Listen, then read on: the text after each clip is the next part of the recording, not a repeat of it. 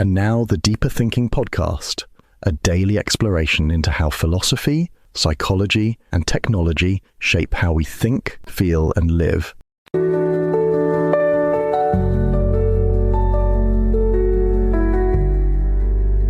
Welcome to the Deeper Thinking Podcast. Before we understood what awe was, we felt it. Before we had the language to frame it, before systems to interpret it, it arrived, untranslated and perhaps untranslatable. A child stands at the edge of a field. It is not the first time they've seen the sky or the wind shifting over grass, but something opens in them, without warning, without instruction. This is not memory. It is a condition.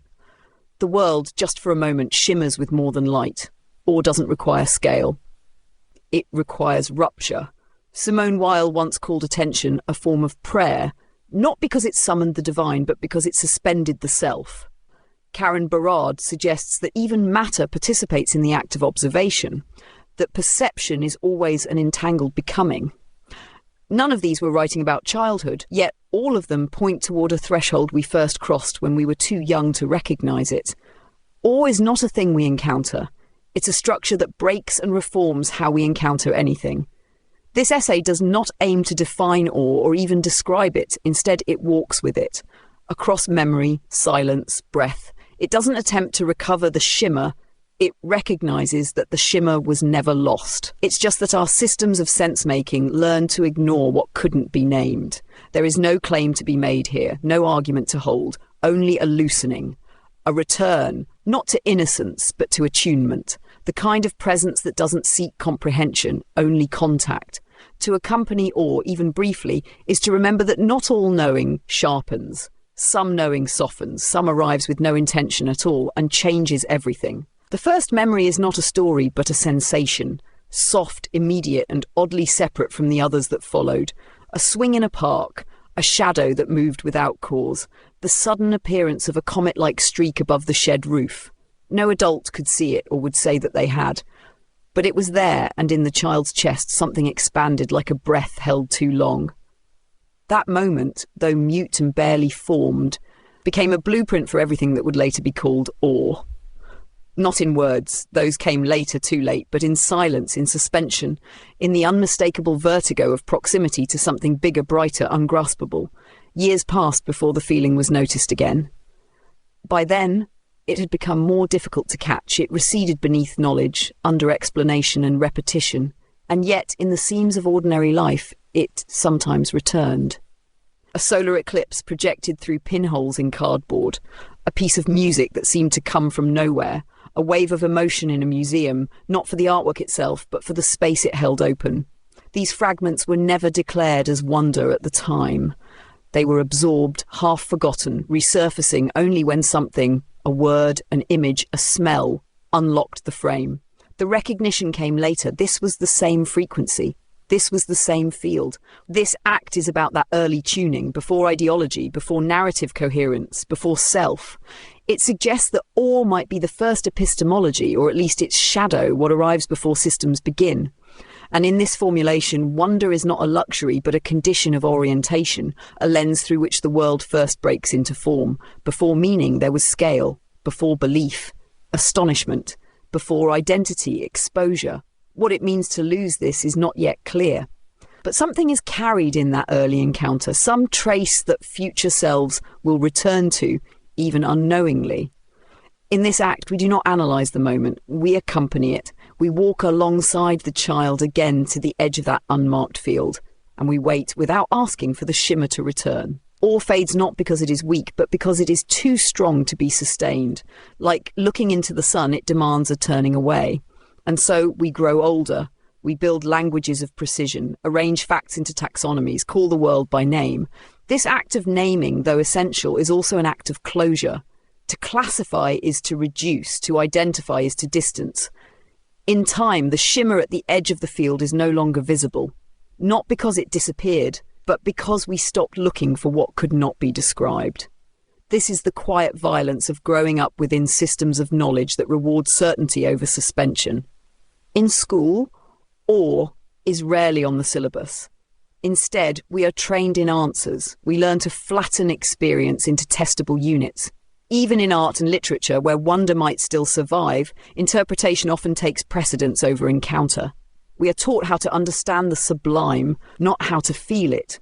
Even when it returns at the birth of a child in the sound of thunder breaking over a city, it is quickly translated, assimilated, stored away, and something each time is lost in the translation. But wonder resists closure. It lingers in thresholds, in interruptions, in the unscripted. It appears in moments that refuse narrative, the sudden stillness in a crowd, the quiet between breaths, the way a sentence fails and silence says more. It does not seek explanation. It seeks presence. And presence in a world that prizes acceleration is itself a radical act. To reflect on this loss is not to mourn childhood, but to recognise a shift in cognitive structure, a hardening of mental form. The shift from enchantment to interpretation is not just developmental, it is cultural, institutional, perhaps even political. In a society oriented toward productivity, wonder is inefficient. It delays, it suspends. It reminds us that not all value is legible, that not all meaning is instrumental, and so we forget how to dwell in not knowing. We forget that the shimmer was never meant to be caught. It was meant to change us and to vanish. This act explores that forgetting, not as failure, but as consequence, a side effect of becoming legible to a world that no longer sees the field, only the fence that marks its boundary. What if awe wasn't a byproduct of innocence, but an epistemic challenge, one that modern thought has deliberately neutralized? To be in awe is to surrender the apparatus of mastery, to admit that comprehension is not the highest form of intelligence, that there are truths better met with silence than summary. And this, perhaps, is where philosophy recoils. For philosophy, too, seeks clarity, seeks argument. Yet there are those who refuse this demand. This is not to pit awe against reason, but to question what kinds of reasoning can accommodate awe. Most dominant epistemologies, Western, empirical, extractive, treat awe as noise, a glitch in the system. But if awe is a rupture, then it may be precisely in that glitch where new logics become possible. Not as opposites of reason, but as its radical expansions. The trembling, the hesitation, the pause before the known, these are not absences of knowledge, but the spaces where it begins again. There's a risk, of course. Awe can be weaponized. History is littered with imperial projects cloaked in wonder, explorers claiming new worlds, scientists unveiling marvels that justified violence, spectacle deployed to conceal power.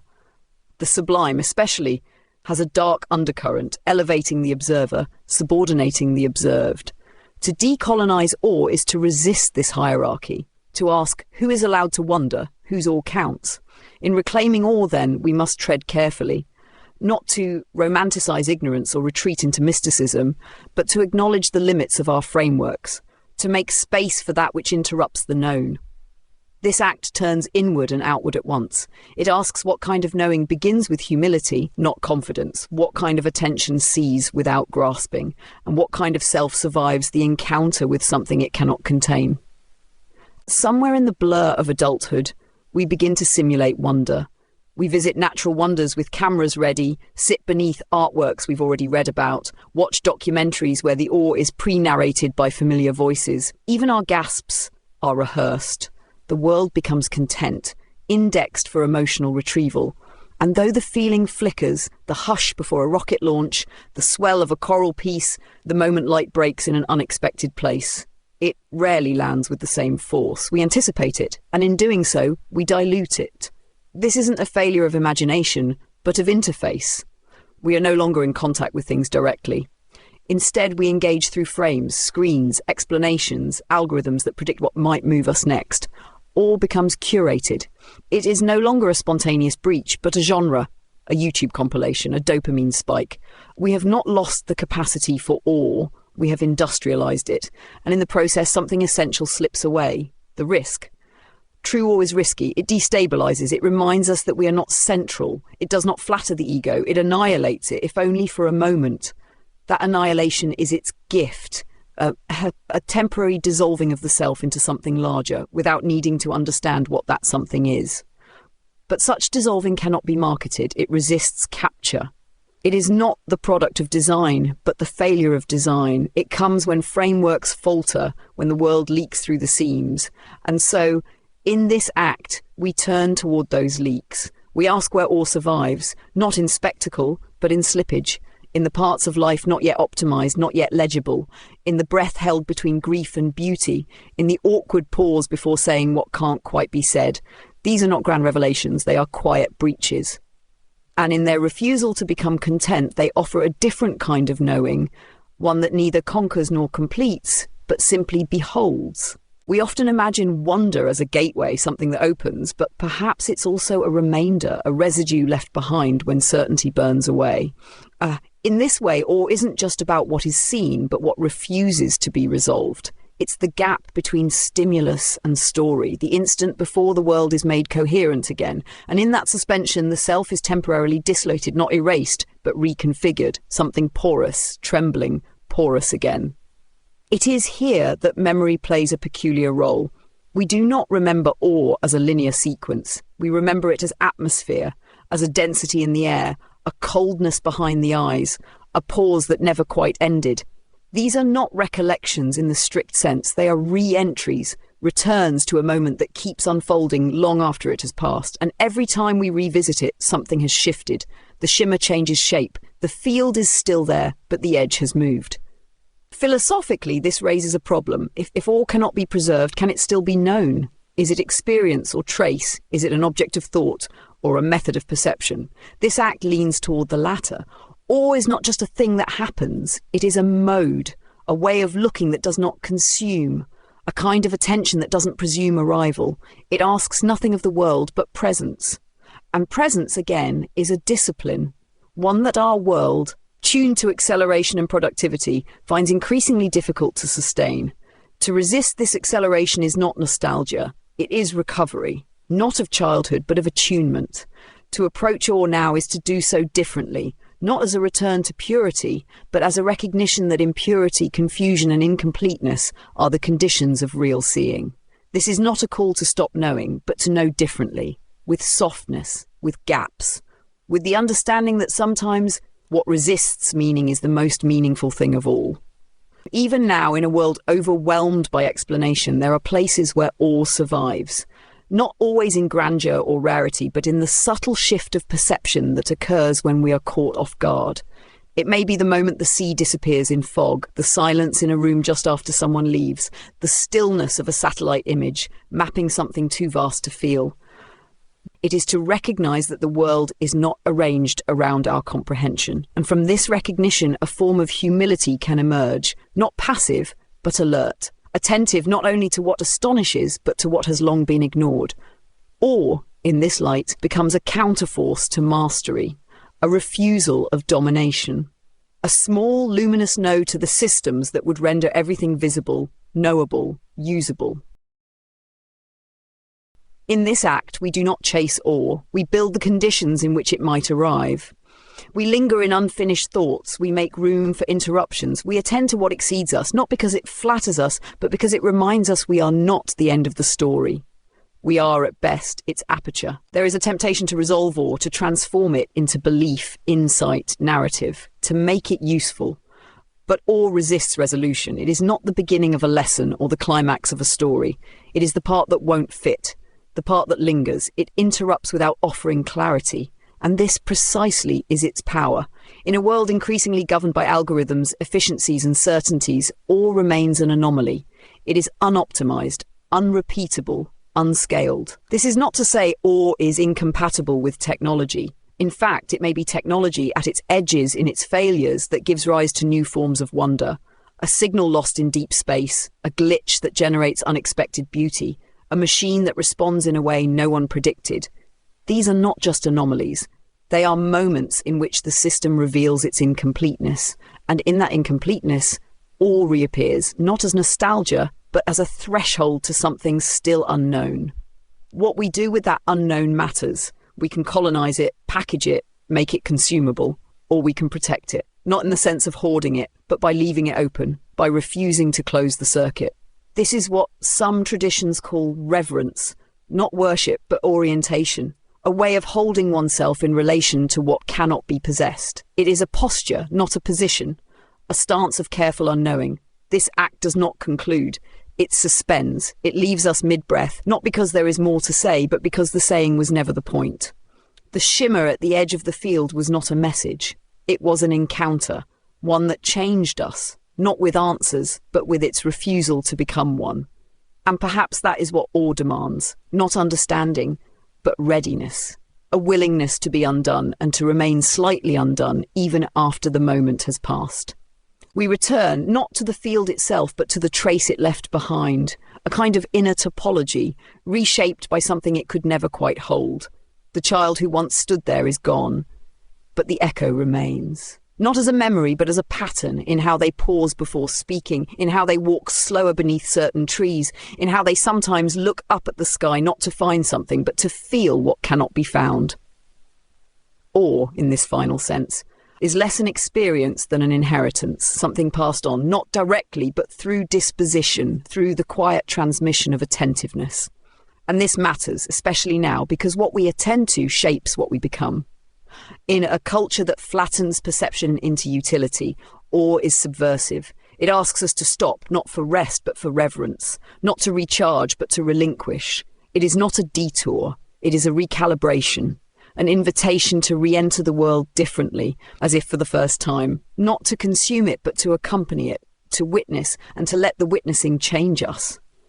This does not mean awe will save us. That language is too neat, too instrumental. But awe might soften what is hardened. It might reopen what was closed. It might slow what rushes toward collapse. And in doing so, it offers no guarantees, only the possibility of a different stance, not above the world, but beside it. Not as architects of meaning, but as its stewards, as those who carry carefully the weight of what cannot be fully known. So we end not with revelation, but with readiness. Not with a lesson, but a light, diffuse, ungraspable, and still moving across the field. And though we may never return to that original shimmer, we might learn how to notice its afterglow, how to trace its outline in the ordinary, and how, in moments brief and unbeautiful, to stand again at the edge of what exceeds us, and wait. Until next time.